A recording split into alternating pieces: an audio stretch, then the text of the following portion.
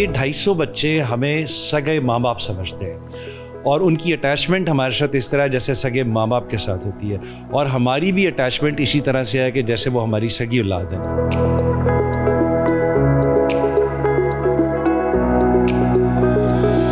मैं कोशिश करती हूँ कि इन तमाम बच्चों के साथ में ऐसा ट्रीटमेंट करूँ कि किसी को ये फील ना हो कि मामा इससे ज़्यादा प्यार करती हैं, मुझसे कम करती हैं।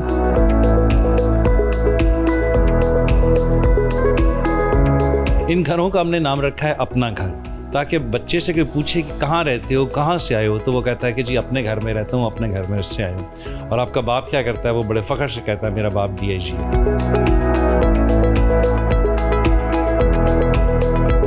आज हमारे लिए बहुत खुशी का दिन है कि आज हमारे बच्चों का 13वें घर का इफ्तिताह हो रहा है।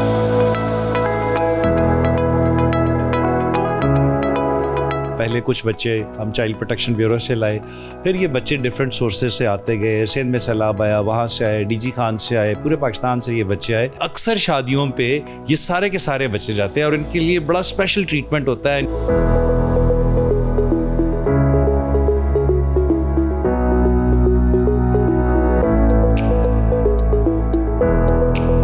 अस्सलाम वालेकुम जी, मैं ज़हीर शेख और आप देख रहे हैं डिस्कवर पाकिस्तान। पाकिस्तान में यूं तो फलाई कामों में बहुत सारे लोग जो हैं वो अपना हिस्सा डाल रहे हैं और नेक काम में हिस्सा डालना ये भी बहुत ज़्यादा सवाब का काम है और बहुत सारे लोगों का भला होता है। पाकिस्तान में ऐसे लोग भी बसते हैं जो कि बहुत ज़्यादा बच्चों पर तवज्जो देते हैं और लावारिस और यतीम बच्चों के लिए बहुत काम कर रहे हैं। उन्हीं में एक नाम जो है वो हमारे DIG महबूब असलम लिल्ला साहब का है और चेयरपर्सन अलमरा फाउंडेशन मैडम सोफिया वड़ाई साहिबा का है, जो कि बच्चों के लिए बहुत ही ज़बरदस्त घर जो हैं वो बना रही हैं और अपना घर के नाम से इनका तकरीबन अब 13वां घर जो है वो बनने जा रहा है। और ये वो लावारिस बच्चे हैं जिनका दुनिया में कोई नहीं है, लेकिन ये माँ बाप उनके बनकर उनको हर तरह की आसाइश दे रहे हैं और मैं यकीन से कह सकता हूँ कि ये दुनिया और आखिरत कमा रहे हैं और यकीनन अल्लाह ताला भी इनसे खुश होगा और हम आपको भी इनसे मिलवाते हैं और यकीनन इनकी बातें आपके लिए भी बहुत मुफीद होंगी और आप भी कोशिश कीजिएगा कि नेकी के कामों में जितना हिस्सा डाल सकें डालिएगा। जी अस्सलाम वालेकुम सर। जी अस्सलाम वालेकुम, बहुत शुक्रिया जी आपका। सर, आप जो काम कर रहे हैं बेसिकली ये बहुत ही खूबसूरत और दुआएं लेने वाला काम है, तो मैं समझता हूँ कि आप थोड़ा सा ब्रीफ कीजिएगा। देखिए, इस काम के लिए ना ये इंसान खुद नहीं करता, इस काम के लिए अल्लाह ताला आपको चुनता है। हम इसका एक बैकग्राउंड है कि हम एज जो हमारी पर्सनल इनकम होती थी उसमें से हमारे घर से डेली 1000 बंदे का लंगर जा रहा था, 90 फैमिलीज़ को हम मंथली राशन दे रहे थे, कुछ 75 इंडिविजुअल्स को हम मंथली स्टाइपेंड दे रहे थे। ये हम कर रहे थे अपनी पर्सनल इनकम से। ये आइडिया भी बेगम साहबा का था, मुझे क्रेडिट बिल्कुल ना दें। आज से तकरीबन 3 साल पहले बेगम साहबा ने कहा कि जी हम फाइनेंशियली सपोर्ट कर रहे हैं बट हम फिज़िकली नहीं कर रहे। वहाँ से ये आइडिया आया। अभी आप जिस घर में बैठे हैं ये हमारा ज़ाती घर है कैवलरी ग्राउंड में, तो हमने पहला घर कैवलरी ग्राउंड की बैक पे लिया। पहले कुछ बच्चे हम चाइल्ड प्रोटेक्शन ब्यूरो से लाए, फिर ये बच्चे डिफरेंट सोर्सेज से आते गए। सिंध में सैलाब आया, वहाँ से आए, DG खान से आए, पूरे पाकिस्तान से ये बच्चे आए। ये 250 बच्चे हमें सगे माँ बाप समझते हैं और उनकी अटैचमेंट हमारे साथ इस तरह जैसे सगे माँ बाप के साथ होती है, और हमारी भी अटैचमेंट इसी तरह से है कि जैसे वो हमारी सगी औलाद है। आपने घर का विज़िट किया होगा, ये स्टेट ऑफ द आर्ट घर है, 6 DHA में है, 6 कैवलरी ग्राउंड में है। कल एक इंजीनियर टाउन में हमें किसी ने घर गिफ्ट किया, उसका भी हमारे दोस्त हैं शाह साहब अमेरिका होते हैं, उन्होंने हमें गिफ्ट किया, उसका भी हमने इनॉग्रेशन किया और अल्हम्दुलिल्लाह ये काम अब बढ़ता जा रहा है। फिर ये घर अभी रेंटेड हाउसेस है। फिरोज़पुर रोड पे एक हाउसिंग स्कीम है सेंट्रल पार्क, उसमें उसके जो ओनर हैं उन्होंने 3.5 एकड़ मियां ताहिर साहब ने हमें जगह गिफ्ट की। अल-फतह वालों ने हमें बहुत मेहरबानी की, उन्होंने हमें उसका ग्रे स्ट्रक्चर बना दिया है, कंप्लीट हो गया है और इंशाल्लाह ताला अगले एक आधे दिन में उसकी हम फिनिशिंग शुरू कर देंगे और बहुत जल्द हम इन घरों में शिफ्ट, अपने जो हमारे अपार्टमेंट्स अपने ज़ाती होंगे उसमें शिफ्ट हो जाएंगे। इन घरों का हमने नाम रखा है अपना घर, ताकि बच्चे से कोई पूछे कि कहाँ रहते हो, कहाँ से आए हो, तो वो कहता है कि जी अपने घर में रहता हूँ, अपने घर में से आया हूँ। और आपका बाप क्या करता है, वो बड़े फ़ख्र से कहता है मेरा बाप DIG है। तो हमारी ये ख्वाहिश है कि ये पाकिस्तान में देखें इस वक्त 4.6 मिलियन बच्चे ऐसे हैं जो बेघर हैं, पुलों के नीचे सोते हैं। तो हमारी ख्वाहिश है कि अल्लाह ताला हमें जितनी इस्तात दे, हम इस काम को जितना बढ़ा सकें, जितना अल्लाह ने हमारे नसीब में रखा हुआ है, क्योंकि इसमें सेंस ऑफ सेटिस्फेक्शन बहुत ज़्यादा है। अच्छा सर, बड़ी अहम बातें हैं कुछ मैं ये करना चाहूँगा। जैसा आपने बताया कि अब 13 घर हो चुके हैं, तो सर हर घर में बच्चों की तादाद की क्या रखते हैं आप, और उनमें कितनी मेड्स होती हैं और कितनी टीचर्स होती हैं, और उनकी जो एजुकेशन का प्लानिंग की हुई है आपने, उसके हवाले से ज़रा थोड़ा सा बताइएगा। देखिए, एवरेज हर घर में 21 से 22 बच्चे होते हैं और 5 बच्चों के ऊपर एक मेड्स होती है, 10 के ऊपर एक मदर मेड होती है। हर घर में एक साइकोलॉजिस्ट है, क्योंकि ये बच्चे डिफरेंट ट्रॉमास से आए हैं, बहुत अजीब सूरत हाल से आए। सोफिया ख़ुद साइकोलॉजिस्ट है। और चेक एंड बैलेंस का तरीके 2-3 हैं हमारे पास। एक तो हमारी बड़े से जो छोटी बेटी है मानूर, माशाल्लाह उसने मेरा 50% बर्डन अपने सर पे लिए हुए है। और सोफिया और मानूर डेली हर घर का विज़िट करते हैं, ये बच्चों के साथ इंटरेक्ट करते हैं। मैं एवरेज 3-4 दिनों के बाद बच्चों से इंटरेक्ट करता हूँ। इकट्ठे इन्हें किसी अच्छे शॉपिंग मॉल में ले जाते हैं, किसी अच्छे रेस्टोरेंट में ले जाते हैं। और फिर जब सोफिया रोज़ जाती है तो बच्चे छोटी छोटी चीज़ें भी बताते हैं कि फ़लाँ मेड ने मुझे उस वक्त घूरा था, ये किया था। और दूसरा ये कि जो हमारा हेड ऑफिस है उसमें हमने एक कंट्रोल रूम बनाया हुआ है, जिसमें हर घर पे हमने कैमरास लगाए हुए हैं। तो उसकी 24 घंटे उन घरों की सर्वेलेंस होती है, 8 घंटे की शिफ्ट होती है। और वो जो भी 8 घंटे बाद जाता है वो अपनी रिपोर्ट लिख के जाता है कि जी कोई चीज़ अगर उसने ऑब्ज़र्व की, तो हमने एक डायरेक्टर साहब रखे हमें, वो मॉर्निंग में रिपोर्ट देते हैं। फिर कोई सीरियस इशू हो तो वो सोफिया के नोटिस में लेके आते हैं। तो हमारा बड़ा अच्छा चेक एंड बैलेंस है। और बच्चे जब सोफिया और मानूर को डेली मिलते हैं तो बच्चे तो बहुत मासूम होते हैं, वो झूठ तो बोल ही नहीं सकते, छोटे बच्चे हैं, मासूम हैं, तो वो एक एक बात शेयर करते हैं। फिर मैं जब जाता हूँ तो वो मेरे साथ एक एक बात शेयर करते हैं। तो हम इनकी डिफरेंट एक्टिविटीज़ करते रहते हैं, स्पोर्ट्स गाला करते हैं, डिफरेंट रेस्टोरेंट्स में ले जाएँ, शॉपिंग मॉल में ले जाएँ। तो they are equally attached with me as well. तो वो जिस तरह एक बाप को एक छोटा बच्चा बताता है, तो इसी तरह वो मुझसे भी बात करते हैं। अच्छा सर, ये बताइएगा कि जो बच्चे आप बता रहे हैं कि मुख्तलिफ़ जगहों से आते हैं, ज़ाहिर है मुख्तलिफ़ सूबों से भी आते होंगे, इसका चेक एंड बैलेंस क्या है? नहीं, देखिए, जब भी कोई हमें भेजता है तो हम डिफरेंट एजेंसीज से, स्पेशल ब्रांच हो गया या इस तरह, हम चेक करते हैं कि ये बच्चा आया डिज़र्विंग है कि नहीं है। और उसके बाद हम उसके जो इर्द गिर्द का गांव है या जो भी मोहल्ला है, वहाँ से हमारा स्टाफ भी वेरीफाई करता है कि क्या ये बच्चा डिज़र्विंग है या नहीं है। और उसके बाद ये कि ये बच्चे आए हैं डिफरेंट जगहों से। जब सिंध में सैलाब आया तो वहाँ से बच्चे आए, तो हमें बहुत बड़ा प्रॉब्लम, चैलेंज ये फेस करना पड़ा कि उन्हें उर्दू का एक लफ्ज़ नहीं होता था। और इनकी तालीम का सिलसिला ये है कि हमने फाउंडेशन को एक बिल्डिंग गिफ्ट की। फ़रिश्ता साहब है, तारक नईम फ़रिश्ता साहब, हमारा अपना स्कूल है, state of the art school है। इसे आप किसी भी अच्छे स्टैंडर्ड के ग्रामर स्कूल से कंपेयर कर सकते हैं। हमारे सारे बच्चे वहाँ पढ़ने जाते हैं और इर्द गिर्द की जो सोसाइटीज़ है वहाँ से भी बच्चे पढ़ने आते हैं। और हमने बहुत नॉमिनल सी फ़ीस रखी हुई है ताकि उनको भी अच्छा तालीमी मयार दे। तो वहाँ पे इनकी IT लैब और इस तरह की सारी चीज़ें हैं। और टीचर्स वहाँ पे बड़े प्रोफेशनल किस्म के टीचर्स हैं जो इन बच्चों की एजुकेशन पे कर रहे हैं। दूसरा, आपने देखा होगा जब विज़िट किया होगा तो हमने साइकोलॉजिस्ट के ज़रिए सब बच्चों को डिफरेंट वीडियोस दिखाई। आर्मी ऑफिसर क्या करता है, पुलिस ऑफिसर क्या करता है, जज क्या करता है, पायलट क्या करता है। फिर जिस बच्चे ने जो ख्वाहिश की, हमने एक वॉल पे 21-22 बच्चों की वो डिफरेंट यूनिफॉर्म में तस्वीरें लगा दी, ताकि बच्चा जब रोज़ सुबह उठ के देखे तो उसके जहन में हो कि मैंने ये बनना है। सर, बहुत अच्छी बातें की। मैं सोच रहा था कि अब हम मैडम से भी बातें करें, क्योंकि असल में घरदारी जो है वो तो मैं समझता हूँ कि औरतों के ज़िम्मे होती है। और माशाल्लाह मैडम ने तो इस घर को सजाया है और बनाया है। मैडम, मैं ये पूछना चाहूँगा कि जैसा एक माँ अपने बच्चों के लिए प्यार रखती है, दिल में दर्द रखती है, तो इन बच्चों के लिए आपकी फीलिंग्स क्या होती हैं? लेकिन जब आपने माँ का लफ्ज़ इस्तेमाल कर दिया ना, तो फिर माँ के लिए डिफ्रेंशिएट करना बहुत मुश्किल हो जाता है कि वो किस बच्चे से ज़्यादा प्यार करती है और किसके लिए कम। तो माँ के लिए हर बच्चा बराबर होता है।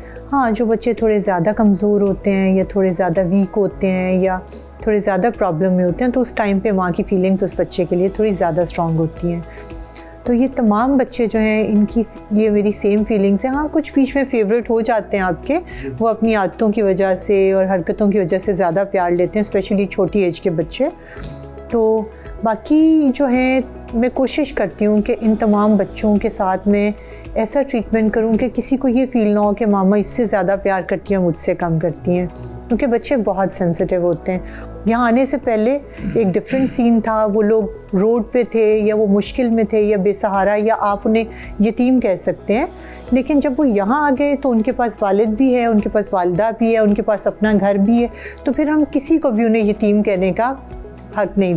अच्छा मैडम, जैसा आपको पता है अपने जो बच्चे होते हैं वो भी बड़े शरारती होते हैं, उन पे भी माँ बाप को गुस्सा आ जाता है, तो जाहिर है ये तो डिफरेंट जगहों से आते हैं और फीलिंग तो बेशक इंसान के दिल में, लेकिन गुस्सा तो आ ही जाता है। तो अगर ऐसा कभी शरारती बच्चे शरारत करें तो फिर किस तरह गुस्सा आप अपना जाहिर करती हैं या उनको किस तरह आप मैनेज करती हैं?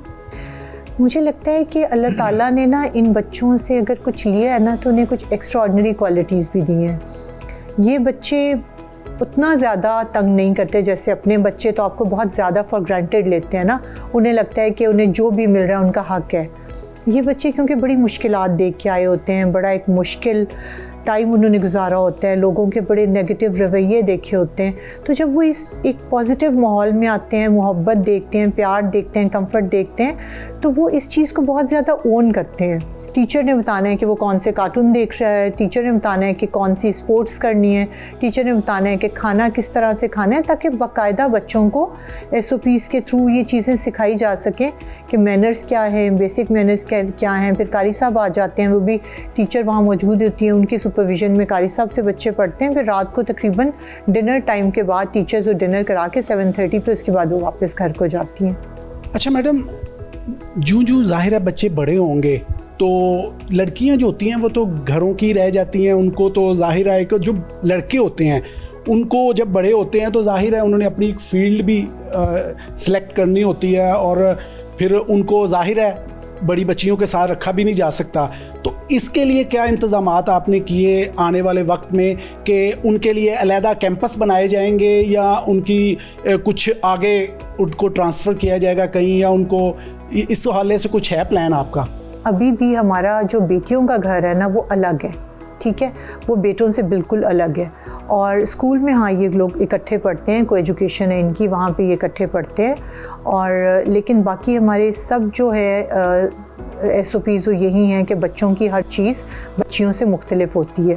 बाकी मुझे ये लगता है कि बच्चियों को भी घर में नहीं बैठना चाहिए, हम उनके लिए भी वही सोच रहे हैं जो हम अपने बेटों के लिए सोच रहे हैं कि ये भी बड़े होके प्रॉपरली प्रोफेशनल फील्ड्स में जाएं, बजाय इसके कि शादी करके किसी के रहमो करम पे हों और वो फिर जो चाहे इसके साथ सलूक करें। नहीं, हम इन बच्चियों को भी वही कॉन्फिडेंस देना चाहते हैं, वही एजुकेशन का लेवल देना चाहते हैं ताकि ये बच्चियाँ कभी भी किसी की मोहताज ना हों। अच्छा मैडम, जो हम देखते हैं कि बुराइयां जो हैं वो मुआशरे में बहुत ज़्यादा फैल रही हैं और ज़्यादातर ये मीडिया, सोशल मीडिया जो है और उसका इस्तेमाल होता है मोबाइल फ़ोन, तो आपने कोई ऐसी हदबंदी? फ़ोन बच्चों के पास नहीं है अभी। हाँ, एक टाइम आएगा जब बच्चे थोड़ा सा लाइक 9-10 ग्रेड में जाएंगे, जब उन्होंने उसके बाद स्कूल में जाना है या उन्हें ज़रूरत होगी तो उस टाइम पे जब हम उन्हें मोबाइल देंगे। लेकिन तब तक इंशाल्लाह हमें यकीन है कि हम उनकी तरबियत इतनी स्ट्रॉन्ग तरीके से कर चुके होंगे कि उन्हें पता होगा कि क्या ठीक है और क्या गलत है। और जब बच्चों को वो बेसिक ट्रेनिंग हो जाती है ना कि क्या ठीक है क्या गलत है, उसके बाद कोई भी गैजेट उनके हाथ में हो तो उसका अच्छा इस्तेमाल करेंगे। अच्छा मैडम, बच्चों के जो मलबूसात हैं, जो उनके कपड़े हैं जो वो पहनते हैं और जो वो खाना खाते हैं, इस हवाले से क्या शेड्यूल होता है? क्या बच्चों की पसंद की चीज़ें बनाई जाती हैं या कुछ ऐसी टाइमिंग आपने रखी हुई है कि आज इस क्लास या इस घर के बच्चों की पसंद का बनेगा, आज इस घर के बच्चों की पसंद का बनेगा? मंथ के स्टार्ट में पूरे महीने का जो है ना हमारे पास मेन्यू बन के आ जाता है, जिसमें मीट भी होता है, जिसमें सब्ज़ी भी होती है, जिसमें सीजनल फ्रूट्स होते हैं, जिसमें दूध होता है और हर बच्चे को डेली बेसिस पे एक फ़्रेश और जो है ना बैलेंस डाइट मिलती है।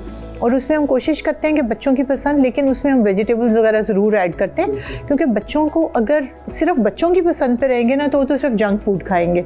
तो हम अपने बच्चों को जंक फूड ज़रूर देते हैं, लेकिन वो हफ्ते में एक दफ़ा देते हैं ताकि उनकी वो भी ख्वाहिश अधूरी ना रह जाए। और जहाँ तक कपड़ों का ताल्लुक़ है बच्चों का, तो कपड़ों में ये होता है कि पहले जब कम बच्चे थे तो मैं खुद जाके बच्चों के लिए कपड़े सिलेक्ट किया करती थी, लेकिन अब माशाल्लाह बहुत ज़्यादा तादाद जैसे जैसे बढ़ रही है तो अब जो है मैं उसको बस पसंद कर लेती हूँ कपड़ों को, और उसके बाद फिर हम लोग अपने वेंडर्स वगैरह के थ्रू जो है ना वो बना लेते हैं और कोशिश करते हैं कि मिलते जुलते कपड़े हों, बिकॉज़ बच्चे उनकी चॉइस ये होती है कि हमने एक जैसे पहने, दूसरे बच्चे का जो कपड़ा है ना वो उसको ज़्यादा अच्छा लग रहा होता है बच्चे को। हम कोशिश करते हैं कि कलर्स थोड़े फ़र्क हो जाएं, स्टाइल सेम हो जाए तो इस तरह की चीज़ें फिर हम सामने रखते हैं। अच्छा मैडम, जब आप बच्चों के लिए इतना प्लान करती हैं, इतना उनका ख्याल रखती हैं, मैडम जब आप कहीं जाते हैं किसी शादी पे, तो क्या इन बच्चों को भी कभी कभी साथ लेके जाते हैं? कुछ बच्चों को कि ये स्पेशली फैमिली में एक शादी है तो अपने आज इन 4 बच्चों को या इन 6 बच्चों को हम लेके जाएं। जी सर। शुरू में ना जब 35 बच्चे थे, मुझे याद था, उस वक्त ये बच्चे किसी प्राइवेट स्कूल में जाते थे, हमारा अपना स्कूल नहीं था। तो बच्चों ने सोफिया से कहा कि मामा मेहंदी क्या होती है और रुखसती क्या होती है। वो छोटे बच्चे थे तो स्कूल में बाकी बच्चे आके बात करते थे कि मेरे चचा की शादी थी, मेहंदी थी। तो फिर मेरे जो दोस्त थे, बल्कि सबसे पहले तो मेरे अपने सगे भतीजे की शादी हुई, तो मेरे बड़े भाई साहब ने कहा कि महबूब कितने मैं कार्ड भिजवाऊँ। मैंने कहा जी 4 हमारे बच्चे, एक हम मियाँ बीवी 6 और एक मेरी वालदा सास जो हैं वो 7, और मैंने कहा बाकी मेरे ये 35 बच्चे, ये हम आपके गेस्ट हैं, इसके अलावा मेरा और कोई गेस्ट नहीं है। उसके बाद जो मेरे दोस्त हैं, जो मुखैर हज़रात हैं, जो इनको अल्लाह ने दिया है, वो जब मुझे अपने बच्चों की शादी पे बुलाते हैं तो वो कहते हैं कि लैला साहब पूरी फैमिली ना लाना है। तो मैं कहता हूँ पता है ना मेरी पूरी फैमिली कितनी है। तो वो अक्सर कहते हैं जी हमें बड़ी। तो फिर अक्सर शादियों पे ये सारे के सारे बच्चे जाते हैं और इनके लिए बड़ा स्पेशल ट्रीटमेंट होता है, इनके लिए टेबल्स अलग लगे होते हैं, खाने ये वो, तो बहुत दे रियली फील एंजॉय। तो ये शादियाँ भी अटेंड करते हैं हमारे साथ, किसी शॉपिंग मॉल में भी इनको ले जाते हैं, पैकेजेस चले जाते हैं, और बच्चों को हम कॉन्फिडेंस देते हैं कि आप खुद भी, हम इनको कोई बहुत लेयर किस्म की शॉपिंग की आदत नहीं डालते। मसलन $1 शॉप पे ले जाते हैं और कहते हैं कि अपनी मर्जी से 2-2 चीज़ें पसंद कर लें ताकि उनको शॉपिंग का भी कॉन्फिडेंस हो। तो इस तरह हम ये बच्चों के साथ जो एक्टिविटी है, एवरेज आफ्टर एवरी 10 डेज हम बच्चों के साथ करते ही करते हैं। एक दफ़ा हम बच्चों को एक देहात में ले गए कि जी देहात का हम इनको बताएं कि जी ज़िंदगी कैसी होती है। तो इस तरह की हम वो इनके साथ एक्टिविटीज़ करते रहते हैं। अच्छा सर, ये बताइएगा कि जैसा बच्चों को खेल में बहुत दिलचस्पी होती है, तो जाहिर है जो हर बच्चा है उसको अपनी पसंद का खेल भी खेलना होता है। तो सर उनके लिए कोई क्रिकेट खेलता है, कोई हॉकी, कोई फुटबॉल, कोई इस तरह सर कैरम। तो इंडोर एक्टिविटीज़, इंडोर गेम्स भी आपने कुछ रखी हुई हैं, और अगर आउटडोर गेम्स हैं तो फिर उस हवाले से कैसे बच्चों को आप लेके जाते हैं और कहाँ लेके जाते हैं? ख्वाजा जुनैद हमारे लास्ट हॉकी ओलंपिक चैम्पियन थे। हमने जो डच एम्बेसडर है उनकी मौजूदगी में ख्वाजा जुनैद के साथ फाउंडेशन ने, सोफिया ने MOU साइन किया। हमारे बच्चे डेली बेसिस पे कज़ाफ़ी स्टेडियम जाते हैं, कुछ बच्चे हॉकी खेलते हैं, कुछ फुटबॉल खेलते हैं, कुछ क्रिकेट खेलते हैं। और ख्वाजा साहब अगले दिन मुझे बता रहे थे कि कुछ ही अरसे में इनमें से आपको पाकिस्तान की नेशनल हॉकी टीम बना के दूँगा इंशाल्लाह। अच्छा मैडम, ये बताइएगा कि बच्चे जब अल्लाह ना करे जाहिर है बीमार भी हो जाते हैं, तो उनकी देखभाल और उनके लिए डॉक्टर्स जो हैं उनका क्या इंतज़ाम है आपकी तरफ? चिल्ड्रन हॉस्पिटल के साथ हमारा MOU है जी, और अगर कोई सीरियस इशू होता है तो ऑब्वियसली हम वहाँ लेके जाते हैं। और इसके अलावा तमाम बच्चे जब आते हैं तो इनके तमाम बच्चों के टेस्ट कराए जाते हैं। मैडम लास्ट में मेरे जहन में एक ऐसा क्वेश्चन है, मैं चाह रहा था कि पूछा जाए आपसे। मैडम जाहिर है बहुत जगहों से बच्चे आए, आपने वेरिफिकेशन भी की, लेकिन कोई ना कोई बच्चों का वाली वारस जिसे कहते हैं, कोई ना कोई उनका चचा, कोई मामा, कोई जो भी वालिदैन नहीं भी हैं तो कोई रिश्तेदार ऐसा कि जिसको पता चले कि मेरे बच्चे जो हैं वो इस तरह आपकी तरफ हैं, तो वो आ जाएं और बच्चों को ले जाने का तकाजा भी करें। तो मैडम इस हवाले से आप के क्या प्लान्स हैं? देखिए, जब भी कोई बच्चा आता है हम प्रॉपरली पहले वेरीफाई करते हैं, ठीक है। उसके बाद जो उसके गार्डियंस होते हैं या जो उसको लेके आए होते हैं या जिसने उनको रेफ़र किया होता है, बाकायदा हम लोग उनके साथ उनसे साइन करवाते हैं। प्रॉपर तरीके से उनके साथ हमारा एक एग्रीमेंट होता है, और उसमें हम ये देखते हैं कि ये बच्चों के जो लेट्स से उसकी वालदा ज़िंदा हैं या उसके दादा ज़िंदा हैं, तो कौन कौन गार्डियंस हैं। तो वो जब हमें प्रॉपर तरीके से सिग्नेचर्स उनके हमारे पास होते हैं, फिर उनकी इजाज़त से जो मिलना चाहे वो मिलने आ सकते हैं। जी मैडम, आपका बहुत शुक्रिया, बहुत ही मुफीद बातें आपसे हुई। सर आपने भी टाइम निकाला इतने मसरूफ़ शेड्यूल में से, मुझे पता है जो हालात हैं। तो सर मैं ये चाहूँगा कि पब्लिक मैसेज एक हो जाए, और फलाही कामों के लिए लोग आपको सुनना चाहते हैं, तो ज़रा प्लीज़ सर बताइएगा।